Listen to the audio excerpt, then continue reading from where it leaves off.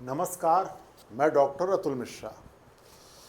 पाश्चात्य दर्शन थोड़ा सा, क्योंकि ये वेस्टर्न फिलॉसफी है भाई, जब भारतीय दर्शन हम लोग पढ़ते हैं तो उसकी शब्दावली से परिचित होते हैं, व्यवहार में भी हम शब्दों का इस्तेमाल करते हैं। लेकिन जब वेस्टर्न फिलॉसफी हम लोग पढ़ते हैं तो कल्चर, शब्दावली थोड़ी सी अलग होने से टाइम लगता है। इसलिए पाश्चात्य दर्शन का यह जो लेक्चर है उसको हम लोगों ने दो भागों में बांटा है। सोचा था कि एक भाग में पूरा कर देंगे, लेकिन मुझे लगा कि जल्दबाजी हो जाएगी, तो हम लोगों ने उसका एक भाग, जिसके पहले आपने देखा, मुख्यतः वह ग्रीक दर्शन से शुरू हुआ था। फर्स्ट फिलासफर थेलीज हैं, वहाँ से बातचीत शुरू हुई थी। फिर ग्रीक दर्शन से होते हुए फिर सुकरात, प्लेटो, अरस्तु से होते हुए फिर हम लोग मध्यकालीन दर्शन को हम लोग ने संक्षेप में लिया था, क्योंकि उसमें ज़्यादातर जो सामग्री वो धर्म दर्शन की है, जिसको हम लोग विस्तार से धर्म दर्शन देखेंगे। इसलिए मध्ययुगीन दार्शनिकों को यहाँ अति संक्षेप में परिचय कर देते हुए आगे बढ़ गए। फिर आते हैं आधुनिक दर्शन के जो जनक हैं, डेकार्ट पे हम लोगों ने चर्चा की थी। और फिर उसके बाद हम लोग जो है अब आ रहे हैं स्पिनोजा पर। तो डेकार्ट ने आधुनिक दर्शन के जनक कहे जा रहे थे, और उन्होंने बुद्धिवाद की एक तरह से स्थापना की, मतलब व्यवस्थित रूप से पुनः स्थापित किया। अब आते हैं स्पिनोजा, वो महान दार्शनिक जिसने स्वतंत्रता को नए तरीके से परिभाषित किया। स्पिनोजा मुख्यतः बुद्धिवादी दर्शन के अंतर्गत आते हैं। उनका योगदान वेस्टर्न फिलॉसफी में व्यवस्थित ढंग से सर्वेश्वरवाद की स्थापना करना था। स्पिनोजा सर्वेश्वरवाद को स्थापित कर रहे हैं, और इनके पूरे दर्शन को समझने का सबसे अच्छा तरीका ये है, या जो मुझे व्यक्तिगत रूप से जो पसंद आए, इनकी ने स्वतंत्रता की बहुत अच्छी परिभाषा दी। इन्होंने कहा कि आपके मन के अनुरूप, मतलब आपके प्रकृति के अनुरूप अगर आप व्यवहार कर रहे हों तो आप स्वतंत्र हैं, आप अपने प्रकृति के रूप व्यवहार नहीं कर रहे हैं तो आप परतंत्र होते हैं। और आज के जो आधुनिक जो कैरियर गाइडेंस होता है उसमें कहता है जिसमें रुचि हो, क्षमता हो, वो काम करना चाहिए। ये मुख्यतः स्पिनोजा के चिंतन से मिलता जुलता है। दूसरा इनका सिद्धांत जो मुख्यतः व्यवहारिक रूप से जो समझाने का तरीका होता है, मान लें एक समुद्र है, हम जब समुद्र के किनारे जाते हैं तो हमें लहरें हमारे अनुभव में आती हैं। हमारे में समुद्र पूरा नहीं दिखाता, हमें लहरें दिखाई देती हैं, और हर लहर को अगर आप लहर की छोटी सी बूंद को भी अगर छुएंगे तो उसमें गुण क्या होता है, खारेपन का गुण होता है। और कंप्लीट में क्या है, यह पूरा समुद्र है। यही स्पिनोजा का चिंतन है। स्पिनोजा कहते हैं एक द्रव्य पर एक परम द्रव्य है, परम द्रव्य के गुण हैं, और उसका ही विकार या पर्याय हमारे अनुभव में आता है। तो जो लहरें हैं वह, अगर हम देखें इनके दर्शन का गुण और इसका सही अर्थ है पर्याय, तो आप कहते हैं, तो स्पिनोजा का तीन चीज़ें, द्रव्य, समुद्र क्या है, ये द्रव्य है, कंप्लीट द्रव्य, और उसका जो खारापन है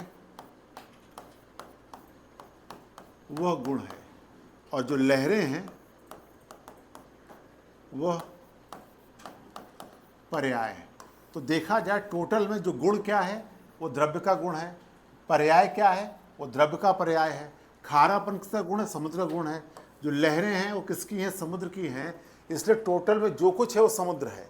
इसी तरह स्पिनोजा यहाँ पर सिद्ध करते हैं कि जो कुछ है वो द्रव्य है, द्रव्य ही ईश्वर है, और उसको वही, उसके अतिरिक्त कोई भी सत्ता यहाँ पर विद्यमान नहीं है। अब इसको कहते हैं कि गुण और पर्याय, ये इनकी परिभाषा। अब गुणों की व्याख्या उन्होंने और विस्तार से की है।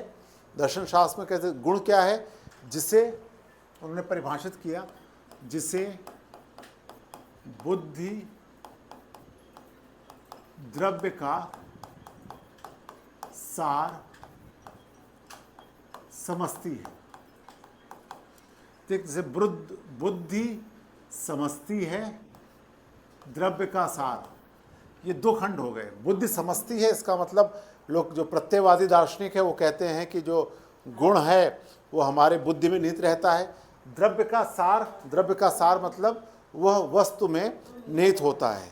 इस तरह गुण जो है वह किस रूप में परिभाषित हो रहा है, उसकी जो परिभाषा हो रही है वह द्रव्य के सार के तो मतलब वस्तुवादी कहते हैं। नहीं, गुण, स्पिनोजा का जो गुण है वो वस्तु में पाया जाता है, लेकिन जो प्रत्ययवादी हैं वो कहते हैं कि स्पिनोजा का जो गुण है वह गुण मुख्यतः हमारी बुद्धि में निहित होता है। दोनों का अर्थ बहुत सरल है कि जो गुण है, जैसे लहरें हैं, लहरों में हर लहर में एक खारापन मौजूद है, उसी तरह हर वस्तु में गुण पाए जाते हैं। जड़ आप किसी वस्तु को छुएं या उसको अनुभूत करें तो उसमें क्या होगा, जो गुण होगा या तो जड़ होगा या चेतन होगा। ये विचार और विस्तार दो तरह के गुण पाए जा रहे हैं। यहाँ स्पिनोजा कहते हैं वस्तुओं में अनंत गुण हैं, लेकिन हमारी बुद्धि दो को ही समझती है। इसका मतलब हम बहुत सारे अनंत गुण द्रव्य में पाए जा रहे हैं, लहरें अनंत हैं, लेकिन जैसा समुद्र में गुण बहुत सारे हैं, हम सिर्फ खारेपन को समझ रहे हैं, उसी तरह संसार में बहुत से अनंत गुण हैं, लेकिन बुद्धि दो चीज़ समझती है, विचार और विस्तार को। इस तरह स्पिनोजा का चिंतन गुण और ये पर्याय के तौर पर आता है। पर्याय सीधा सा जैसे लहरें हमारे अनुभव में आती हैं, वैसे ही जो पर्याय है स्पिनोजा का, वो हमारी जो वस्तुएं मतलब जो द्रव्य का जो विकार है वही हमारे अनुभव में आता है, मूल हमारे अनुभव में नहीं आ पा रहा है। इस तरह स्पिनोजा का चिंतन आता है।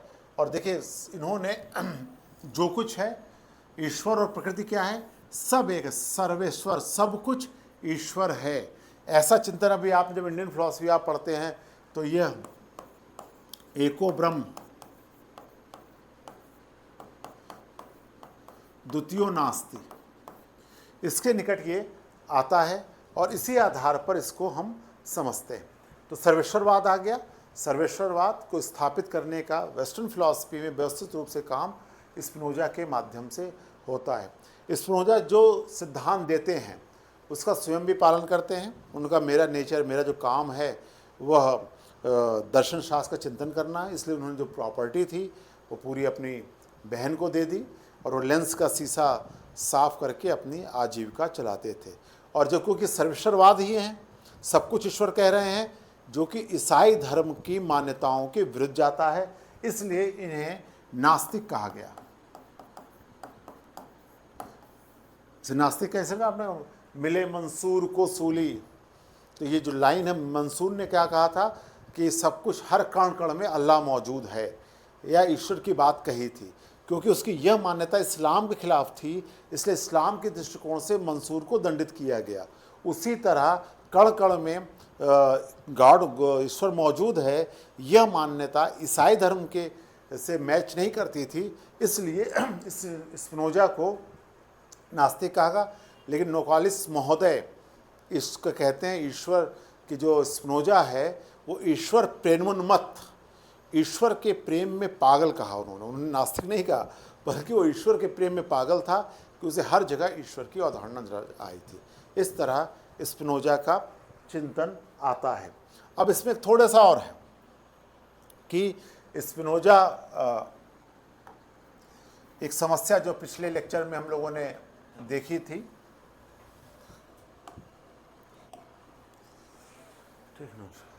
स्पिनोजा ने पिछले लेक्चर में उन्होंने देखा था, वो ये था कि मन शरीर संबंध, मन शरीर संबंध की समस्या। और ये मन शरीर संबंध की समस्या क्या थी कि डेकार्ट ने कहा था शरीर अलग है, आत्मा या मन अलग है। तो शरीर अलग, आत्मा अलग, फिर दोनों का संबंध क्या हो सकता है?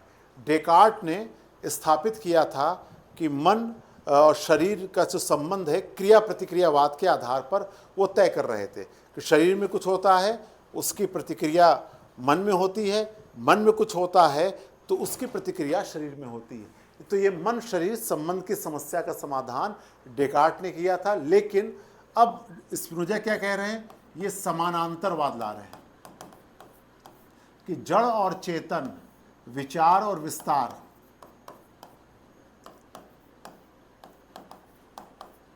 और विस्तार एक दूसरे के समानांतर चलते हैं, इसलिए इनके सिद्धांत को समानांतरवाद कहा गया था। जिस तरह एक व्यक्ति में कई गुण हो सकते हैं, उसी तरह हमारे जो जड़ और चेतन दो विरोधी गुण होने के साथ साथ वो एक साथ एक दूसरे के समानांतर रहते हैं, इसीलिए इनको सिद्धांत को समानांतरवाद कहा जाता है।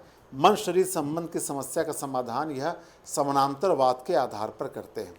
फिर अगला जो चिंतन का, अगर आप देखेंगे लास्ट में जब कंटेम्प्रेरी वेस्टर्न फिलॉसफी में स्ट्रॉसन हैं, जो वो व्यक्ति की समस्या का समाधान का प्रयास करते, समाधान करते हैं, उसका आधार स्पिनोजा का समानांतरवाद है। वहाँ वो कहते हैं व्यक्ति कौन है, जिसमें जड़ और चेतन दोनों चीज़ें होती हैं। अब इसके अब इन्होंने जो चिंतन दिया उसके आधार पर अब बुद्धिवादी चिंतन में अगले दार्शनिक आते हैं लाइबनिज। लाइबनिज जर्मनी के हैं और जब आप जर्मन फिलोसफरों को पढ़ेंगे तो अतिवादी हैं। वो एक कहते हैं अतिरेक में जाके सोचते हैं। यहाँ पर जो आपकी जो सिलेबस में जो मुलाकात होनी है वो एक तरह से स्पिनोजा के बाद जो लाइबनिज आ रहे हैं वो हैं। फिर वहाँ पर अगर आप देखेंगे तो विशेषकर हेगल के चिंतन में आप इस तरह के अतिरेक में जाके चिंतन देखेंगे। फिर निश्चय के भी इथिक्स में हम लोग जब निश्चय को पढ़ते हैं तो भी उसमें जिक्र होता है। तो इस तरह से अब हमारे सामने लाइबनिज आ रहे हैं। लाइबनिज एक तरह से दिमाग में जो सुपरमैन की अवधारणा है वो लाइबनिज के चिंतन में व्यक्त होती है। डेकार्ट ने अपने जब दर्शन दिया था तो उन्होंने जो द्रव्य के भेद किए थे, उन्होंने कहा था कि द्रव्य के दो भेद हैं, निरपेक्ष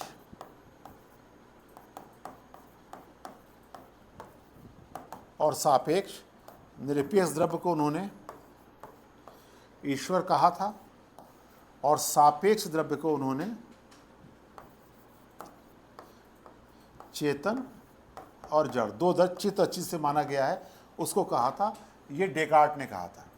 अब जब स्पिनोजा आते हैं तो ये जो सापेक्ष द्रव्य है उनका, वो यहाँ पर गुण में परिवर्तित हो जाता है, विचार और विस्तार के तौर पे, और सबके एकमात्र तत्व ईश्वर रह जाता है। इस लाइबनिज के चिंतन में अब समस्त सत्ता जो है, यहाँ जो द्रव्य के दो भेद थे वो असंख्य चेतन कण में परिवर्तित हो जाते हैं।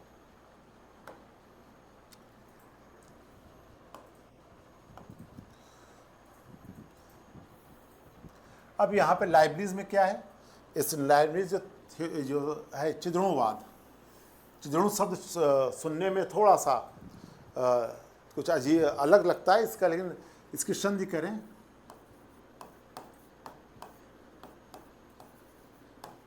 चित्तधन, जो चेतन से युक्त जो अणु हैं उन्हें चिद्रणु कहा गया, चित्तधन अणु, तो चिद्रणु कहलाते हैं ये। अब जो चेतन कण है, असंख्य चेतन कण हैं, ये असंख्य है चेतन कण, यह शक्तिमान विशेष हैं, अर्थात इनमें स्वयंभू जिसे कहा जाता है, इनमें शक्ति पहले से मौजूद है। अब लेकिन जब असंख्य चेतन कण है, ईश्वर ने असंख्य चेतन कणों को बनाया है, स्थापित किया है। अब लेकिन फिर असंख्य चेतन कण, जैसे इसमें दो चीजें होती हैं, एक होता है प्रत्यक्ष और दूसरा होता है प्रवृत्ति। प्रत्यक्ष के लिए बड़ा अच्छा शब्द है कि यह विश्व का जीवित दर्पण है, अर्थात जैसे इसको कुछ जो संपूर्ण विश्व को अव्यक्त करने की क्षमता इन चेतन कणों के अंतर्गत पाई जाती है। इसको कुछ इस तरह समझ सकते हैं, जैसे अगर आपने भगवान कृष्ण की वो कहानी सुनी होगी, जब उन्होंने कुछ अंदर मिट्टी डाल ली थी तो उनकी यशोदा माँ ने जब उनका कहा मुँह खोलो, तो जब उन्होंने मुँह खोला तो उन्हें पूरा ब्रह्मांड नजर आ रहा था। तो जो पूरा ब्रह्मांड आया, तो उसी तरह एक चेतन कण में संपूर्ण ब्रह्मांड पहले से मौजूद है। तो इसे कहा गया कि उन्होंने प्रत्यक्ष के तौर पर, तो परसेप्शन क्या है, पूरे जगत को अव्यक्त करने की क्षमता विद्यमान है।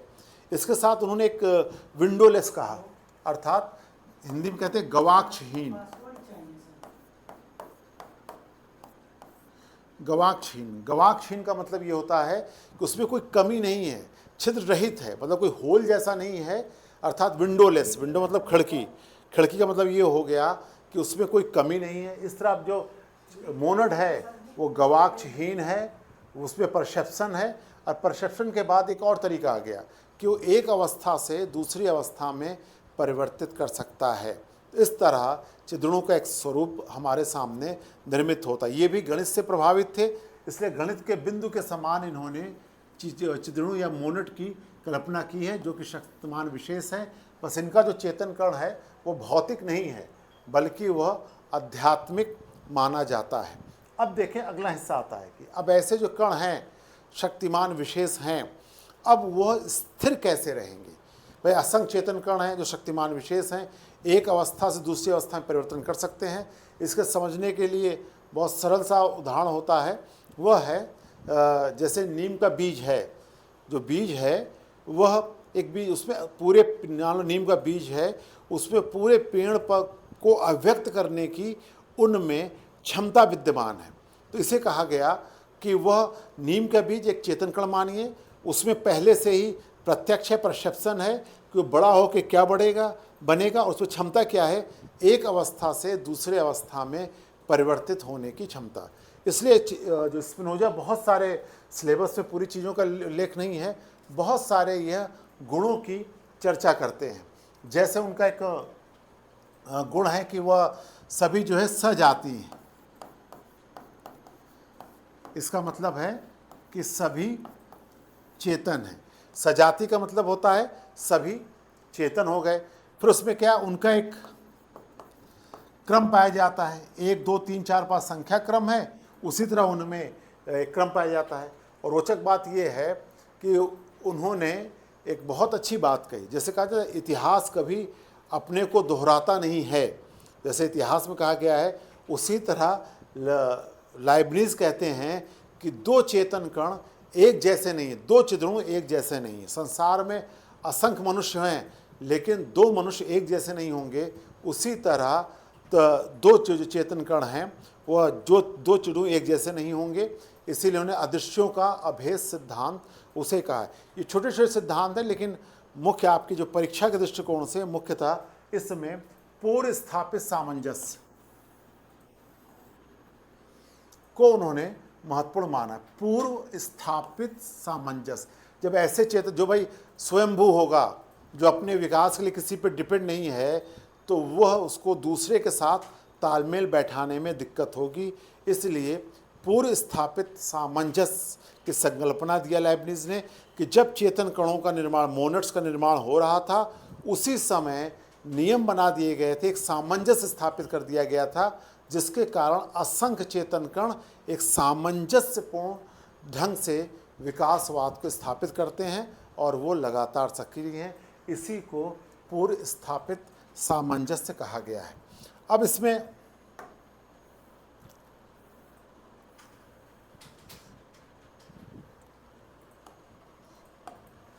अब ईश्वर के अस्तित्व का प्रमाण, जैसे मैंने चर्चा भी की थी कि इसको हम लोग लाइब्निज चिंतन प्रमाण है, लेकिन इसे हम लोग जब धर्म दर्शन का हिस्सा पढ़ेंगे तब इसको हम लोग विस्तार से यहाँ देखेंगे। अभी ईश्वर संबंधी जो तर्क हैं, जो तर्क आपने देखा कि वहाँ पर उसमें कुछ प्लेटो में भी मिल रहे थे, वहाँ भी हम लोगों ने बहुत ज़्यादा उल्लेख नहीं किया। डेकार्ट ने बहुत व्यवस्थित ढंग से तर्कों के माध्यम से ईश्वर को सिद्ध किया है, वहाँ भी हम लोगों ने उस तर्क को ज़्यादा महत्व दिया। लाइब्निज भी ईश्वर को तर्क को सिद्ध करते हैं, और यहाँ और साथ में स्पिनोजा भी, लेकिन हम लोग ईश्वर संबंधी तर्कों को यहाँ नहीं ले रहे हैं। हम यहाँ तात्विक और ज्ञान मीमांसा चिंतन को देख रहे हैं, इसे हम लोग धर्म दर्शन के साथ देखेंगे। तो इस तरह बुद्धिवाद का जो चरमोत्कर्ष आता है कि यहाँ पर कि जहाँ पर लाइब्निज कहते समस्त ज्ञान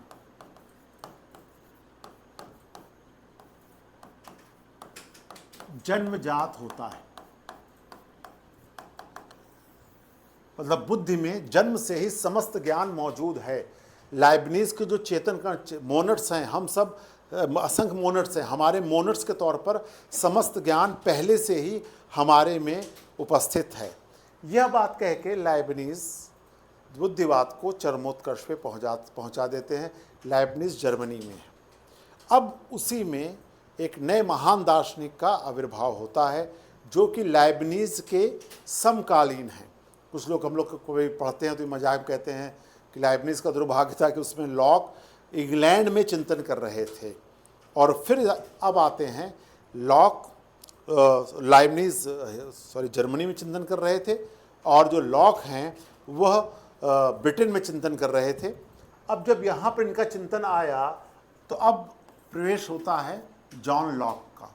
लॉक ने पूरी धारा बदल दी। एक धारा जैसे डेकार्ट ने बुद्धिवाद की धारा स्थापित की, वो गणित से आए थे और गणित की तरह निश्चयात्मक ज्ञान और सार्वभौम ज्ञान स्थापित करना चाह रहे थे।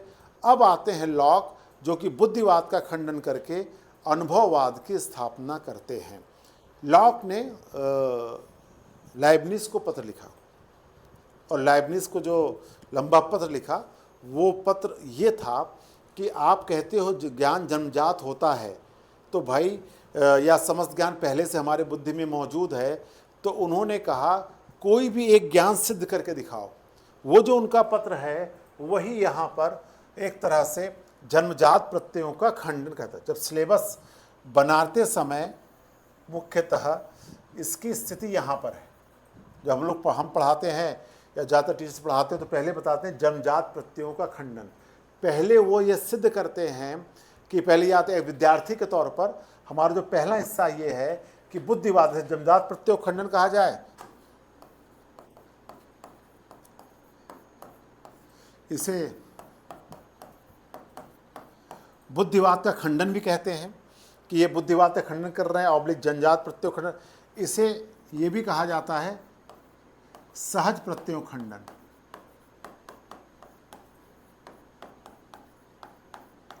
तो ये तीनों प्रश्न एक हैं, जन्मजात प्रत्ययों खंडन, बुद्धिवाद का खंडन, सहज प्रत्ययों खंडन।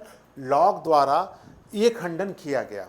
अब इसको बहुत संक्षेप में सरल से हम लोग इस तरह देख सकते हैं कि बुद्धिवादी इस बात पर जो बल देते हैं, विशेषकर लाइबनिज आते आते, कि समस्त ज्ञान हमारी बुद्धि में पहले से मौजूद रहता है, और ये किस तरह रहता है, सहज प्रत्यय के तौर पे मौजूद रहता है। पिछले वाले लेक्चर में मैंने बताया था ज्ञान का आधार प्रत्यय है। जो ज्ञान का आधार प्रत्यय होता है, और वह जो प्रत्यय है वह बुद्धिवादी कहते हैं बुद्धि में निहित होता है, और जो अनुभववादी कहते हैं कि प्रत्ययों का निर्माण अनुभव के माध्यम से होता है। तो मुख्यतः यह अंतर दोनों में पाया जाता है।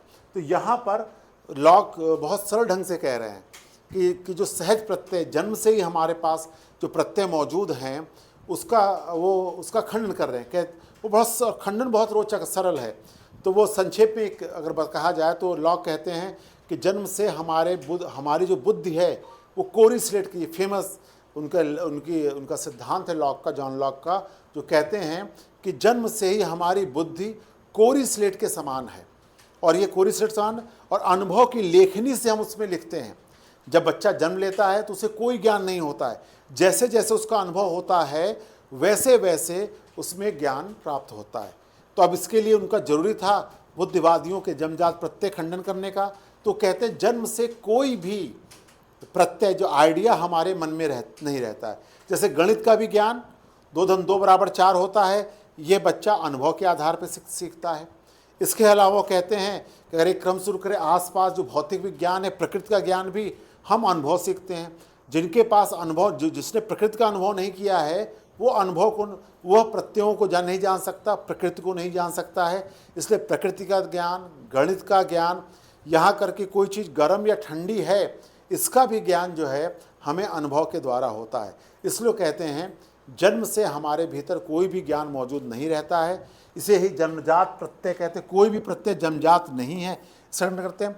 और ये एक तरह से जो सहज प्रत्यय, जो सहज रूप में कोई भी चीज़ हमारे भीतर मौजूद नहीं है, इसे सहज प्रत्ययों का खंडन कहते हैं। सहज प्रत्यय का खंडन हो जाता है।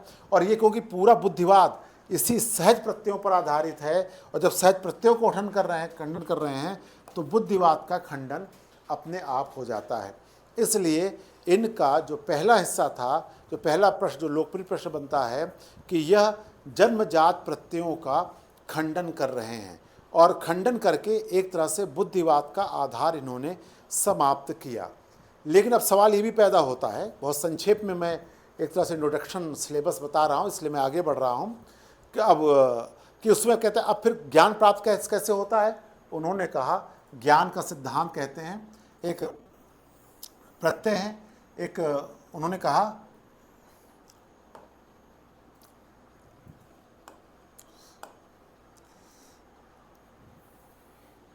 प्रत्यय दो प्रकार के हुए। इनका ज्ञान सिद्धांत एक सरल प्रत्यय है, सरल प्रत्यय से जटिल प्रत्यय बनते हैं।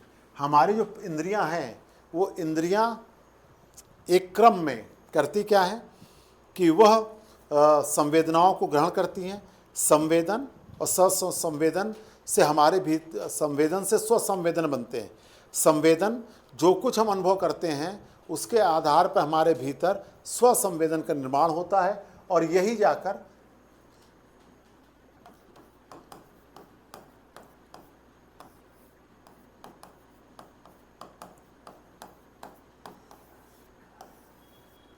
संवेदन और उसके बाद स्वसंवेदन, इस तरह से दो प्रत्यय हो। तो सरल प्रत्यय क्या, संवेदन और स्वसंवेदन से मिलकर प्रत्यय। आपने शेर को देखा, आंखों से देखा, तो ये संवेदन है। आपको जो डर की अनुभूति हुई यह स्वसंवेदन है। और दोनों के निर्माण से फिर जटिल प्रत्यय का निर्माण होता है। और ये जटिल प्रत्यय निर्माण की उनकी एक पूरी प्रक्रिया प्रत्यक्षीकरण करते हैं। आपने शेर को देखा, फिर उसका आपने कहा कि अच्छा इस शेर को हमने पहले भी क्या, कोई अनुभव से सीखते हैं कुछ नहीं, इसके पहले अनुभव में आया होगा तो आपको शेर के बारे में पता चला। जैसे एक प्रयोग छोटे बच्चे पे हुआ कि जिसने कभी सांप नहीं देखा, छोटा बच्चा सांप को लेके खेलता है, क्योंकि सांप से डरना चाहिए यह उसके अनुभव में नहीं है। तो प्रत्यक्षण आपने देखा, शेर को देखा, फिर उसको अलग किया, अन्य जानवरों से अलग किया, फिर उसके पहले आप में अनुभव है कि भैया ये जो शेर होता है यह, इससे डरना चाहिए, तो आपने एक तरह से संयोजन किया, फिर उसके बाद नामकरण किया, फिर आपके शेर के बारे में क्या प्रतिक्रिया हुई कि शेर से आपको डर लग रहा है, ये शेर है। तो शेर की पहचान कैसे हो रही है, जैसे ही आपने सरल प्रत्यय मिला के जटिल प्रत्यय बनाया, तो यहीं पर यह ज्ञान की स्थिति। विस्तार से इसको अलग से वीडियो में हम लोग देखेंगे, लाख का ज्ञान सिद्धांत। इसलिए प्रत्ययों के प्रकार के तौर पर वो ज्ञान की व्याख्या करते। इनके ज्ञान की सीमा भी यही है, जो अनुभव में आ रहा है वही इनके ज्ञान की सीमा है। जो अनुभव से परे है वह उसको नहीं मानते हैं। इस तरह लॉक व्यवस्थित तरीके से बुद्धिवाद का खंडन कर रहे हैं। बुद्धिवाद का खंडन करके फिर वह अगला हिस्सा जो ला रहे हैं वह जो ज्ञान सिद्धांत दे रहे हैं। तो ये इनका एक तरह से ज्ञान मीमांसा है। अब इस ज्ञान मीमांसा के आधार पर वह प्राथमिक एवं द्वितीयक गुणों की चर्चा कर रहे हैं।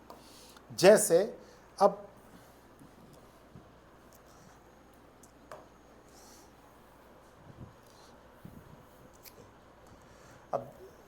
जैसे प्राथमिक गुण और द्वितीयक गुण, ये संक्षेप में आपके सिलेबस में इसे रखा गया है, प्राथमिक और द्वितीयक गुण।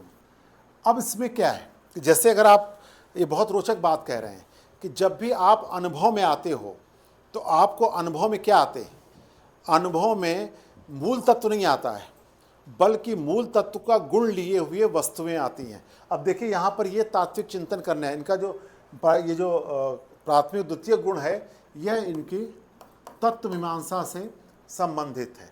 इसके समझाने के लिए बड़ा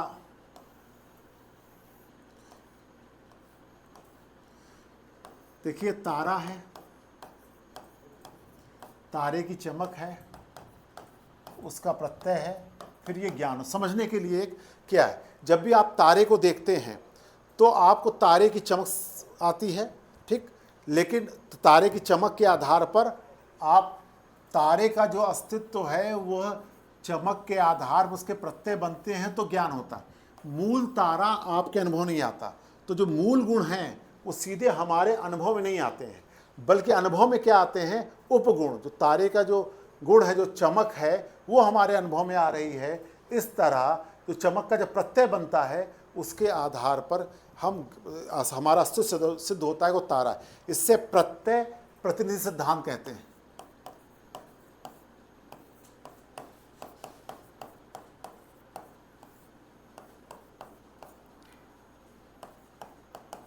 इसे प्रत्यय प्रतिनिधि सिद्धांत कहा गया।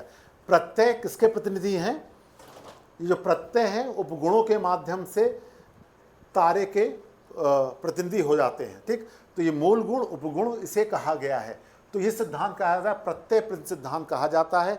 इसके आधार पर लॉक ये सिद्ध करते हैं कि जो कुछ हमारे अनुभव में आ रहा है मूल द्रव्य हमारे अनुभव में नहीं आ रहा है। इसलिए उनकी यहाँ पर एक प्रसिद्ध लाइन आती है जो बाद में ये अनुभववाद के साथ जुड़ जाती है, जो अनुभववाद की एक सीमा रेखा बताती है। जो कहते हैं ना कि अनुभववाद अपने आप में अपने को पूर्ण मान रहा था। जब उनसे पूछा गया कि तारा जब हमारे अनुभव में नहीं आता है तो उसका अस्तित्व कैसे सिद्ध करेंगे, तो उनकी बहुत प्रसिद्ध लाइन वो कहते हैं, मूल द्रव्य है तो, लेकिन मैं नहीं जानता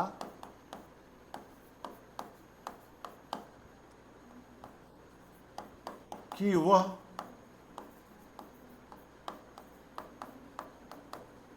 ठीक मूल द्रव्य है तो मूल द्रव्य तारा है तो, जैसे जो कहे कि तारा है, हाँ कहे तारा है, कैसे पता, क्योंकि उसकी चमक आ रही है। तो चमक के आधार पर जो प्रत्यय बन रहे हैं उससे हम तारे को सिद्ध कर रहे हैं। लेकिन ईमानदारी से पूछा, जब लॉग से पूछा मूल तारा क्या है, भाई हम मूल तारा क्या है हम जानते नहीं है, लेकिन मैं नहीं जानता। यही जो मूल तारा क्या है, यही अज्ञेयवाद और बाद में यही संशयवाद के तौर पर वेस्टर्न फिलॉसफी में इंट्रोड्यूस हो जाता है। मतलब लॉक के साथ ये समझ, इसलिए बाद में लॉक की जो आलोचना होती है उसमें कहा जाता है लॉक के धूल तो उड़ाते हैं, लॉक पे धूल उड़ाते हैं और फिर कहते हैं मुझे कुछ दिखाई नहीं दे रहा है। उस तरह वो अपनी एक सीमा रेखा तय करते हैं कि मैं उसी को मानूंगा जो अनुभव में आ रहा है। जो अनुभव में नहीं आ रहा है, भाई अनुभव में आपके प्रत्यय ही आएंगे, मूल द्रव्य आपके अनुभव में नहीं आ रहा है। इस तरह लॉक वेस्टर्न फिलॉसफी में संशयवाद की शुरुआत लॉक नहीं कर रहे, बाद में आलोचना के तौर पर आता है। इस तरह लॉक का चिंतन वेस्टर्न फिलॉसफी में अनुभववाद की स्थापना करता है और जन्मजात प्रत्ययों सहज प्रत्ययों खंडन करके वह एक ज्ञान सिद्धांत देते हैं। अनुभववादी ज्ञान मीमांसा आती है और अनुभववादी ज्ञान मीमांसा के आधार पर वह मूल द्रव्य सिद्ध कर रहे हैं कि मूल द्रव्य होता तो है, लेकिन वह कहते हैं कि मैं नहीं जानता कि वह क्या होता है। इस तरह लॉक का जो प्रवेश होता है वह एक तरह से अनुभववाद को सिद्ध करने के लिए होता है। तो मुख्यतः आज हम लोगों ने 3 फिलॉसफर लिए, स्पिनोजा, लाइबनिज और उसके बाद लॉक को लिया। और लॉक का योगदान ये हो रहा है कि लॉक जो अनुभववाद तय कर रहे हैं, अब आपको लॉक इसलिए बहुत महत्वपूर्ण है कि लॉक को पढ़ने के बाद बर्कले उसी में संशोधन कर रहे हैं। कांट जो हैं लॉक के पूरे अनुभववाद को स्वीकार कर रहे हैं कुछ कमियों के साथ। फिर उसके बाद हेगल अनुभववादी प्रतिक्रिया करते हैं। लेकिन जैसे कंटेम्प्रेरी वेस्टर्न फिलॉसफी शुरू होगा, अगर आप देखेंगे तो मूर हुए, रसेल, तार्किक परमाणुवाद जिन्हें कहा गया, ठीक, तार्किक भाववाद, यहां तक कि कह सकते हैं पूरा समकालीन पाश्चात्य दर्शन